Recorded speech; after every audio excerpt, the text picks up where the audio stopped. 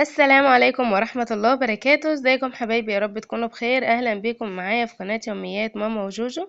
كل سنة وانتم طيبين. اللهم صلي وسلم وزد وبارك على سيدنا محمد وعلى آله وصحبه وسلم. النهاردة يا بنات الفيديو بتاعنا هيبقى عبارة عن روتين كده، اول يومين في العيد. اسفة والله على التأخير، بس يعني باين على صوتي ان انا تعبانة، فالحمد لله يعني. اول حاجة كده، انا طبعا في اليوم ده انا ما نمتش، لان يعني على ما خلصت شقة بالليل و قمت صليت الفجر. ما نمتش يعني، صليت الفجر وبعد كده رحت اصلي العيد. بعد ما رجعت بقى من صلاة العيد، عملنا فطار كده، فطرنا انا والولاد. بعد كده بقى ايه، دخلت كده على المطبخ اولع بخور. ولعت بخور طبعا زي ما قلت لكم، زي ما وريته لكم، هو عود القصر ريحته بصراحة تحفة. بجد يا بنات جميل جدا. خلاص بقى، ولعت البخور وسبته كده في الشقة. بعد كده بقى بدأت أدخل أجهز الصينية اللي هحطها على الترابيزة، اللي هي بقى اللب والفول والشوكولاتات والترمس والحاجات دي كده. بدأت بقى ايه يعني، اجهز اي الحاجة بتاعتي قبل ما اي حد يجي. تمام. وكمان عشان الولاد يعني يحسوا بفرحة العيد كده، ويحسوا اليوم ده طبعا هما ما قعدوش في البيت خالص. جنى طبعا ما قعدتش في البيت، يعني نزلت كده بقى تتمشى مع اصحابها، يجيبوا بلالين، يجيبوا يعني عيد بقى. كل سنة وانتم طيبين. اهو يا بنات كده خلاص خلصت الصينيه بتاعتي كده، وهبدا احطها على الترابيزه. خدتها برضو طلعتها على الترابيزه بره كده. ودلوقتي بقى هوريكم جنى وانس وهم بعد ما لبسوا. طبعا يعني هم صاحيين متاخر اصلا. فبعد ما لبسوا كده، ده الطقم بتاعهم اهو. طبعا انا ما رضيتش اجيب لهم صيفي عشان الجو برضو كان برد شويه، فاضطريت ان انا اجيب لهم يعني حاجه خريفي، ولا تقيله ولا خفيفه. تمام. بعد كده بقى ده بقى كده تاني يوم.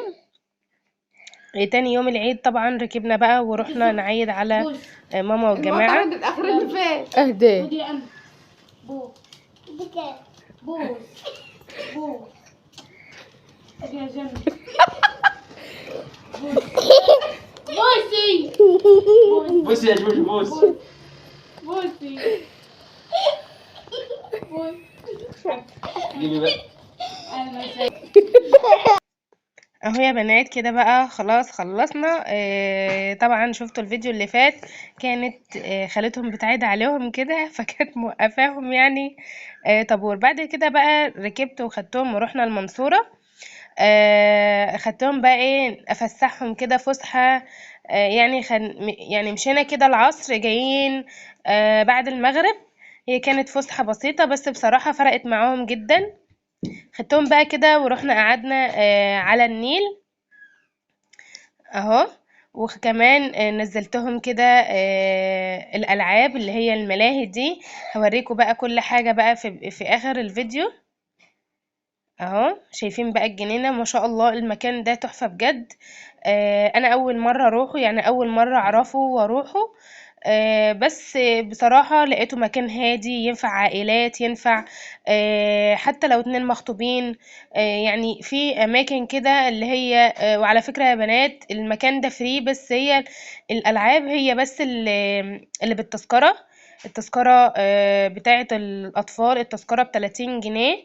بصوا بقى بيلعب مثلا من طول النهار يعني. في ألعاب كتير بقى، في الترامبولين، وفي اللي هي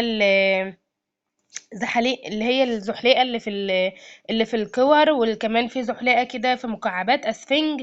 وفي كمان ورا اهو، ورا انا مصورها لكم اهو. اماكن لاطفال صغيرة، يعني المكان اللي قدام ده لاطفال كبار زي مثلا جنى وانس كده. وفي المكان اللي ورا ده اطفال يعني بيبيهات. وطبعا المكان مفتوح عشان لو يعني